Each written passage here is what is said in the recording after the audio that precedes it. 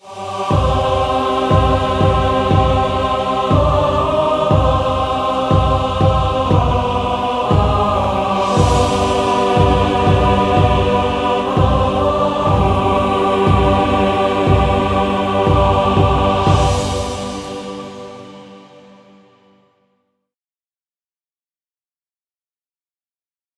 باللہ من الشیطان اللعین الرجیم بسم اللہ الرحمن الرحیم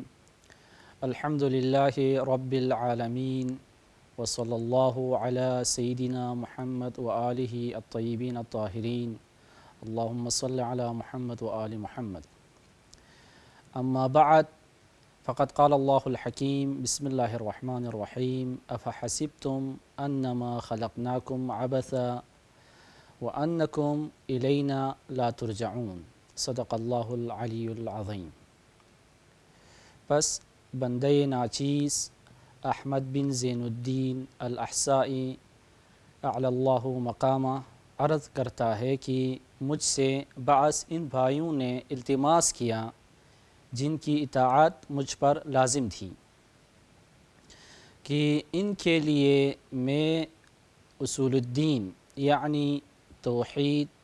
عدل، نبوت، امامت، قیامت اور ان کے متعلقات کے بارے میں رسالہ تألیف کروں، جن کی معرفت مکلفین پر واجب ہیں اگرچہ اجمالی دلیل کے ساتھ ہی ہو، نہ کہ تقلید کے ساتھ، جیسا کہ ظاہر ہیں، اور ایسا انداز اختیار کروں جس کے عوام الناس متحمل ہو سکیں۔ پس میں نے ان کی فرمائش قبول کر لی، اگرچہ کام بہت زیادہ ہے اور مصروفیات کافی ہیں اور مسلسل بیماریاں لاحق ہیں، کیونکہ مشکلات کے باعث ان آسان امور کی انجام دہی ساقط نہیں ہوتی، اور تمام امور کی بازگشت خدا کی طرف ہے، اور میں نے اس رسالے کو حیات النفس فی حضرت القدس کے نام سے موسوم کیا، اور اس کو 5 ابواب اور ایک خاتمے پر مرتب کیا، اور ہر باب چند فصول پر مشتمل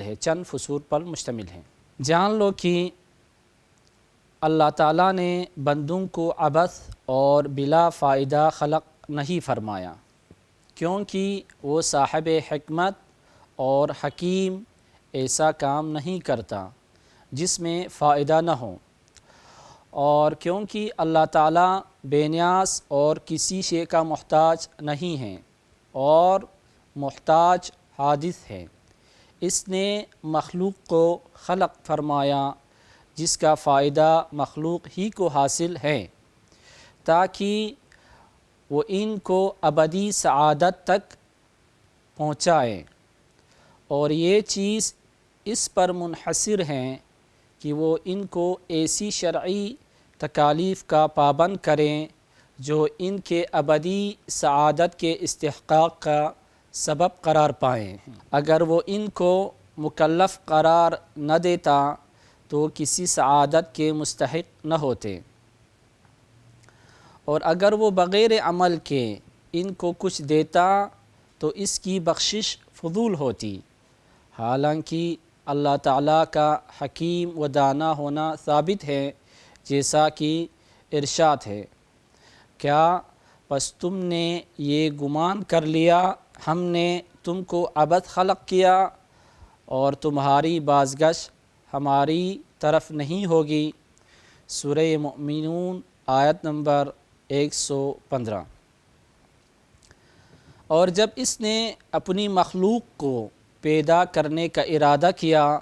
تو ان پر عذر و کرم نعمت نازل کی، کیونکہ وہ اس کی نعمت ہی کے سبب کچھ بن سکتے ہیں۔ جب ان کو نعمتوں کے ساتھ مخصوص فرمایا تو ان پر اپنے منعم نعمت عطا کرنے والے کا شکر واجب ہو گیا، اور بندوں کے لیے اس کی نعمتوں کا شکر اس وقت تک ممکن نہیں جب تک کہ وہ اس کی معرفت حاصل نہ کر لیں، تاکہ وہ اس کے متعلق ایسی بات نہ کر لیں جو اس پر جائز نہ ہو۔ بس اس کی نعمتوں کا شکر اس کی معرفت پر موقوف ہے، اور اس کی معرفت اس کے آثار خلقت میں غور و خوض کرنے پر منحصر ہے، اور نظر و تفکر کا انحصار خاموشی پر ہے، یعنی قلبی طور پر دنیا سے بیزاری اختیار کرنا۔ پس مکلفین پر تمام واجبات میں پہلا واجب یہ ہے کہ وہ خاموشی اختیار کریں، جیسا کہ جناب امیر المؤمنین علیہ السلام سے روایت ہے، جب بندہ مخلوق سے خاموشی یعنی بیزاری اختیار کر لیتا ہے تو نظر و فکر پر تمکن حاصل کر لیتا ہے، اور وہ واجب ثانی ہے، اور اسی کے ذریعے سے معرفت کی استطاعت حاصل ہوتی ہے۔ پس جب مکلف نے واجب اول ترک کر دیا، اس نے واجب ثانی بھی ترک کر دیا، اور جس نے اس کو ترک کیا اس نے اللہ تعالیٰ کی معرفت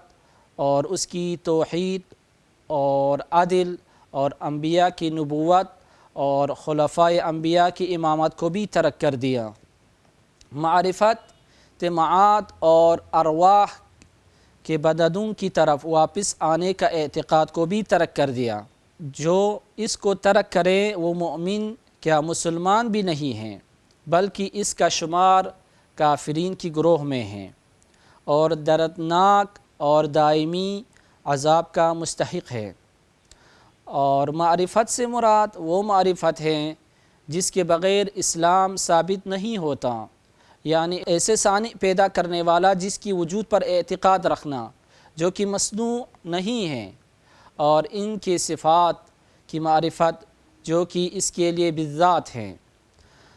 اور بلکہ اس کی عین ذات ہے، ورنہ تعدد قدماء و صفات لازم آئے گا۔ جو صفات اس کے افعال کے لیے ثابت ہیں، اور اس کے لیے ان صفات کی معرفت بھی ضروری ہیں جو اس پر جائز نہیں ہیں، کیونکہ وہ اس کی مخلوق کے صفات ہیں، اور وہ صفات جو اس کے افعال پر جائز نہیں، کیونکہ وہ اس کی مخلوق کے افعال کی صفات ہیں، اور اس کے عدل کی معرفت کیونکہ وہ غنی مطلق ہیں،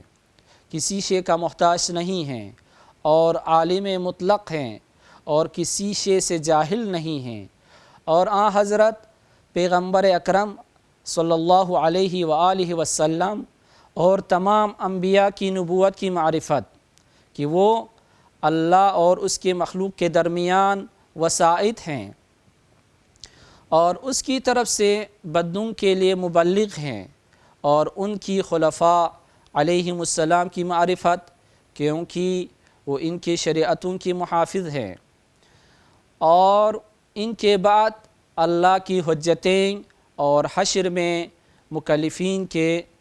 مالک روز جزا کی طرف محشور ہونے کی معرفت، جیسا کہ ہم آگے بیان کریں گے کہ یہ اللہ نے اپنے بندوں کو تعلیم دی ہے۔ اس کی معرفت حجج علیہم السلام کی زبانوں سے ملنے والی تشریحات کے مطابق ہونی چاہیے، اور یہ بھی ضروری ہے کہ یہ معرفت دلیل کے ساتھ ہو، اگر اجمالی ہی کیوں نہ ہو، جیسا کہ آگے بیان کیا جائے گا۔ وآخر دعوانا ان الحمد للہ رب العالمین۔